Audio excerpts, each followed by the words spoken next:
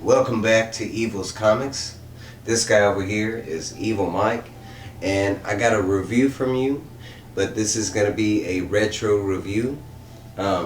This is a book that I was able to pick up on one of my pickups recently, like past 2 weeks. To me, it was a big holy grail.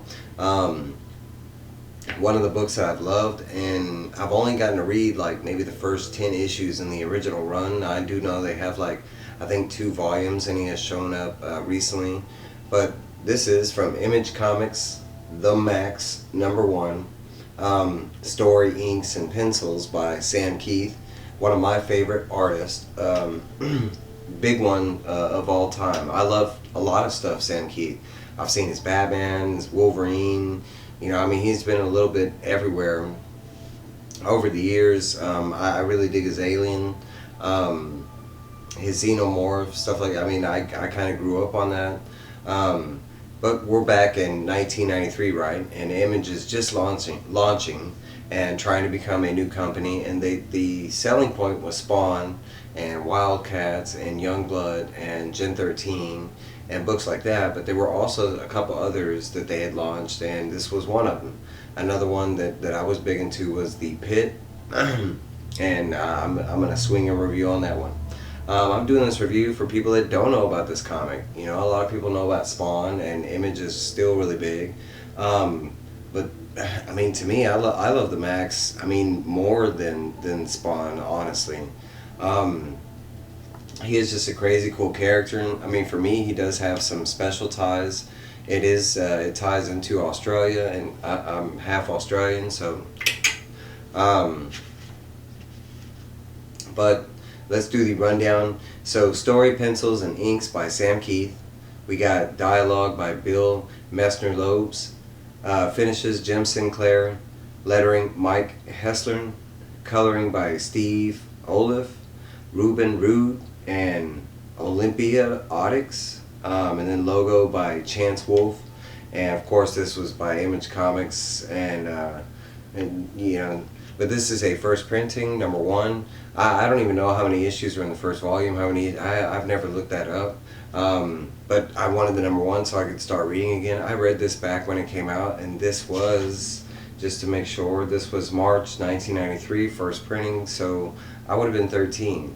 Now I read, like I said, like the first 10 issues, and I've even seen they came out with a animated, I think it was made on MTV, or it was either MTV or HBO, but it was back in those days. I want to say it came out like 96 or 97.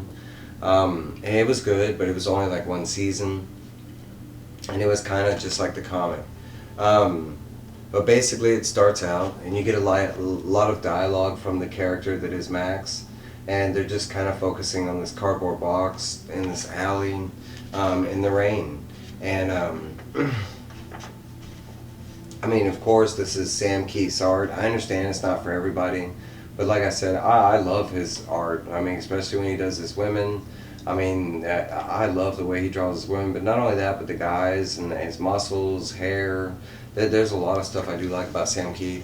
But right here we have this woman, and she had took a taxi, and she's supposed to be making it to some like premiere, like a show or something like that.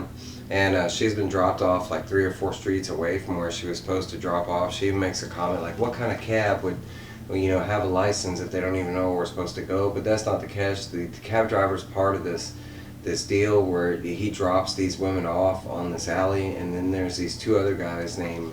One of the big guys named Fridge, and the other little guy, I think his name Tigo. And basically they beat, rape, and sometimes kill these women, and they rob them. And the taxi cab driver, he gets a cut of the share, like a third of their winnings.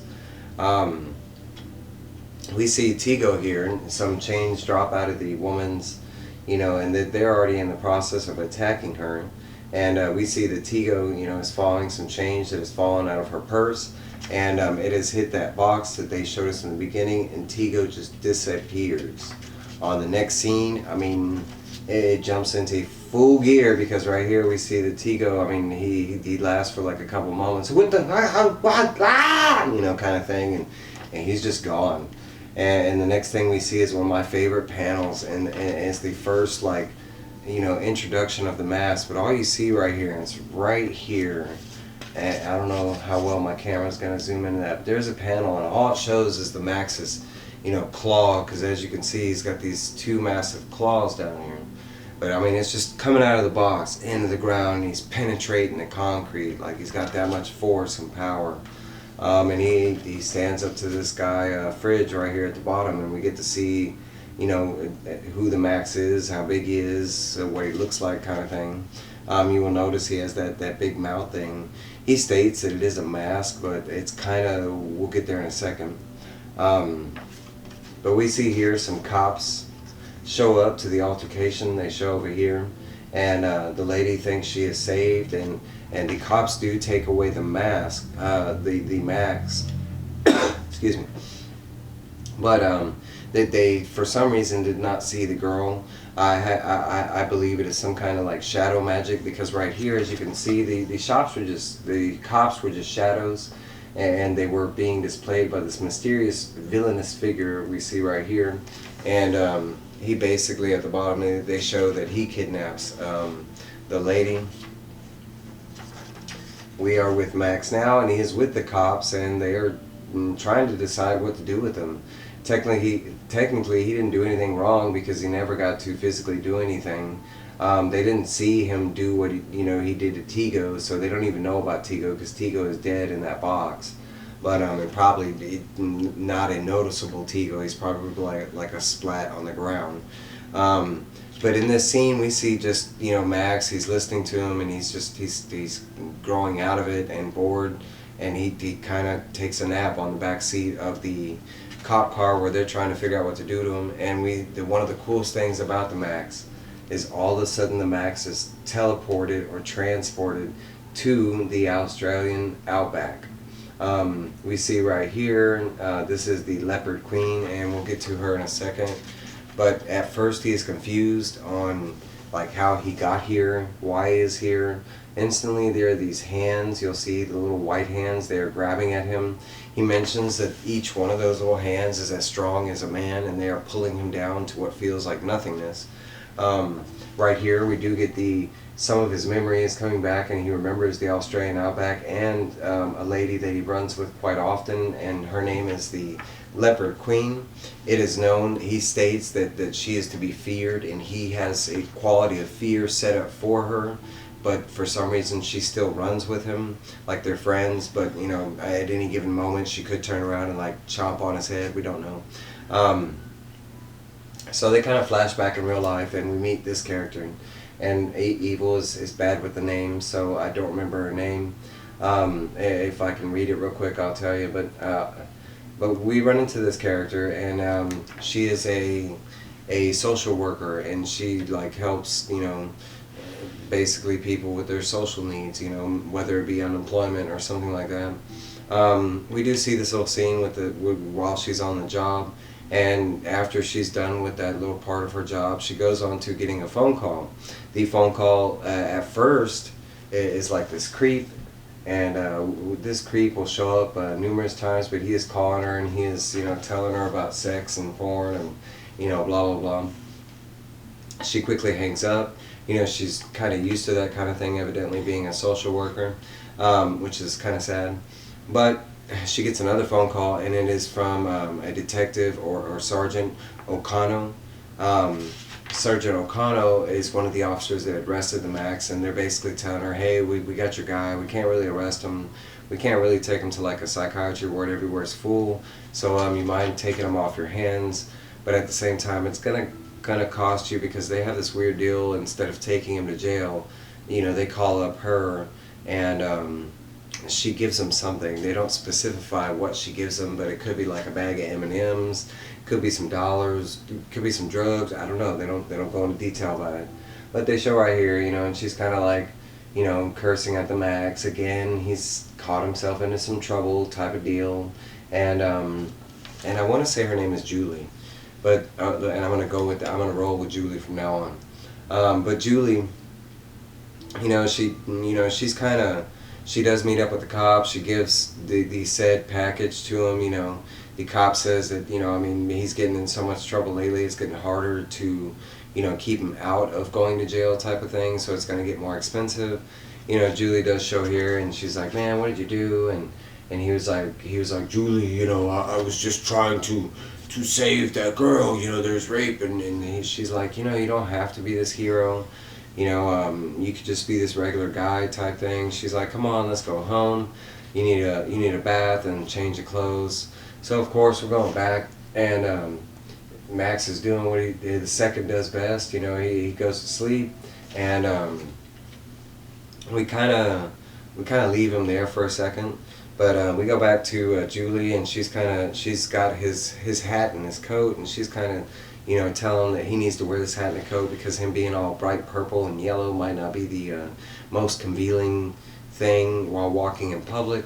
We go to the scene right here, and it's two friends, and they're doing laundry together, and the guy has a major crush on the girl, as you can see at the first panel. He's like, he's mimicking, trying to grab her butt, but he has the hots for her, and you know, he kind of like trying to get out of the friend zone. You know, he's like, hey girl, you know, what we gonna do while we're washing clothes? You know, we gonna get a little touchy feely, and she's like, no, we're not gonna do that, and she puts him back in the friend zone.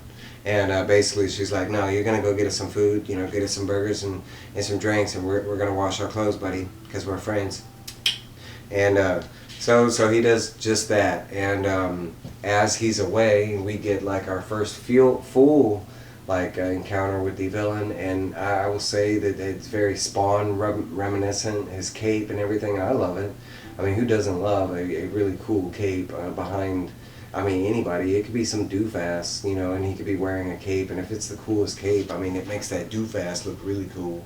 But we also see that he has these little guys down here, and they show it at the panel down here. And these are bad Uzis, that's what they're called. The other one, I think that's what they're called, the Uzis. But the white ones aren't necessarily bad, they're just wild Uzis. And these ones are bad because they are brought to this world, like the switch of dimensions or something like that causes them to go evil and mean.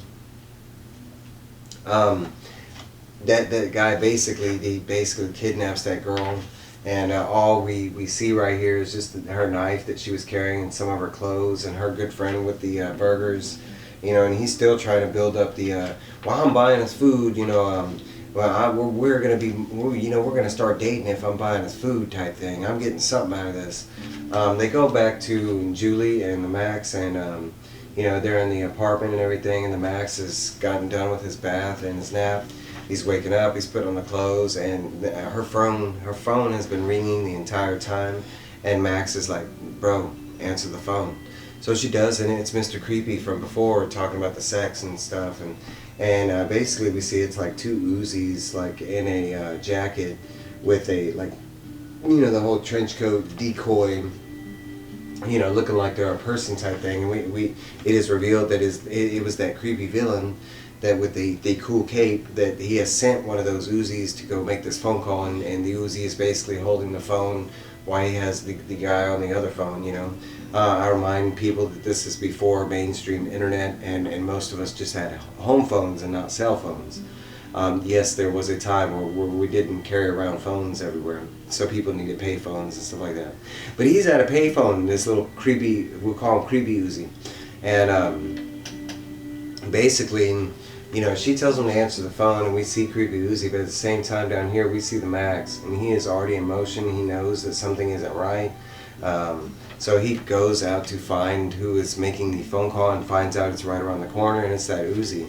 So the rest of it is this big massive chase scene between the Maxx and this little Uzi, and the Uzi he ends up getting away, and we do have a first run-in with the Maxx and our villain. For us, it is brand new, but the villain reveals that